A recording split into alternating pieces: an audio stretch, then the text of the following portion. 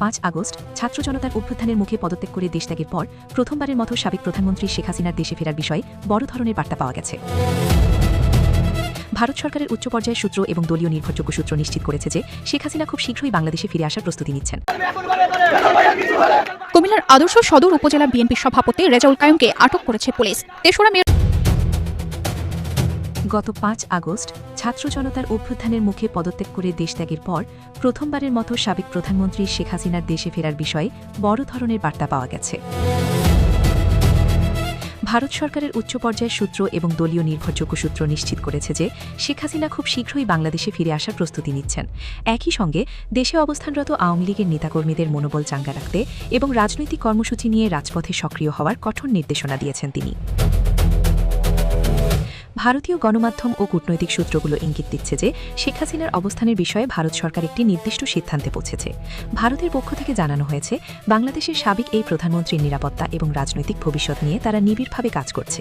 শেখ হাসিনা ভারতের আশ্রয় থাকলেও তিনি দীর্ঘ সময় দেশের বাইরে থাকতে রাজি নন। ভারতের শীর্ষ পর্যায়ের কর্মকর্তাদের সাথে নিয়মিত যোগাযোগ রাখছেন তিনি এবং দ্রুতই দেশে ফেরার পরিবেশ তৈরির বিষয়ে আলোচনা চলছে। ভারত থেকে দলীয় নেতাকর্মীদের সঙ্গে বিভিন্ন ডিজিটাল প্ল্যাটফর্মে যোগাযোগ রাখছেন শেখ হাসিনা।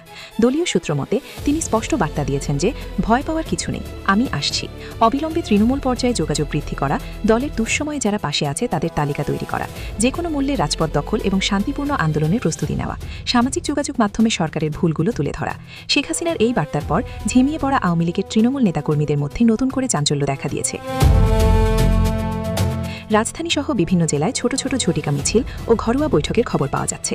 দলের শীর্ষস্থানীয় এক নেতা গোপন রাখা হয়েছে, জানান, আপা শেখ হাসিনা আমাদের সাহস দিয়েছেন, আমরা রাজপথে ফেরার প্রস্তুতি নিচ্ছি। খুব শীঘ্রই বড় ধরনের কর্মসূচির মাধ্যমে আমরা আমাদের অস্তিত্ব জানান দেব।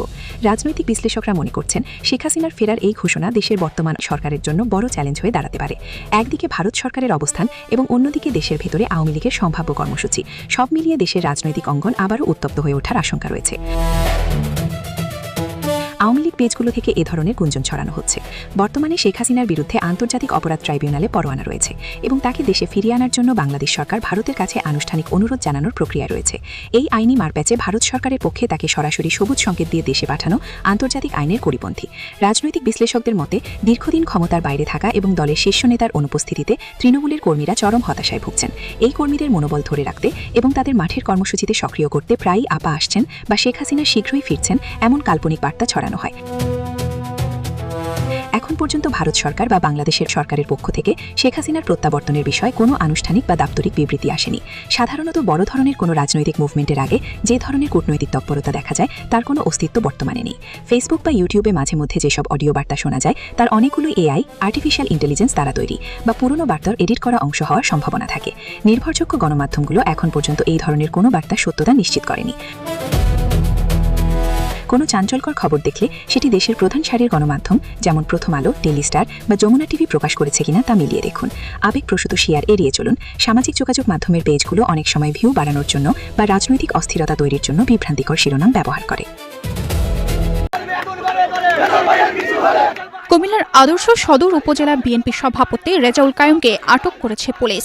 ৩রা মে রোববার দুপুরে কুমিল্লা নগরীর শাসনগাছা এলাকা থেকে তাকে আটক করে কুমিল্লা কোতোয়ালি মডেল থানায় নেওয়া হয়। কোতোয়ালি মডেল থানার ভারপ্রাপ্ত কর্মকর্তা তৌহিদুল আনোয়ার বিষয়টি নিশ্চিত করে জানান, Rupayan lake castle, welcome to the land of piece.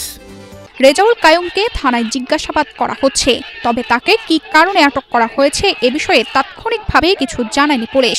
জিজ্ঞাসাবাদ শেষে বিস্তারিত জানানো হবে বলে জানান তিনি।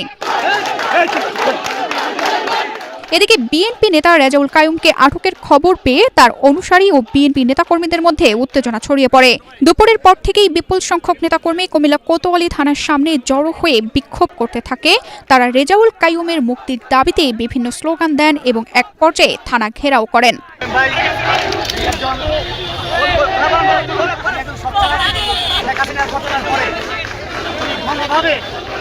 নির্বিশেষে সবাইকে উনি এরকমভাবে শাসনগাছার এই আদর্শ সদর জেলার ভিতরে উনি সবাইকে সবার মাঝে উনি মিলেমিশে চলছেন। 17 বছর রেজাউল কায়ুম লড়াই সংগ্রামে আন্দোলনের প্রাণবল ছিল। রেজাউল কায়ুম দীর্ঘ 17টি বছর এই উনি ব্রিটিশ স্বাধীনতার সময়ে এমন কোনো মামলা নাই, এমন কোনো অপরাধ নাই, এখানে কোনো বিমান নেই যে আমার নেতার উপর টর্চারিং করে নাই। পরিস্থিতি নিয়ন্ত্রণে রাখতে কুমিল্লা কোতোয়ালি থানা সহ জেলা পুলিশ সুপারের কার্যালয়ে অতিরিক্ত পুলিশ মোতায়েন করা হয়েছে। আইন শৃঙ্খলা পরিস্থিতি স্বাভাবিক রাখতে পুলিশ সতর্ক অবস্থানে রয়েছেন।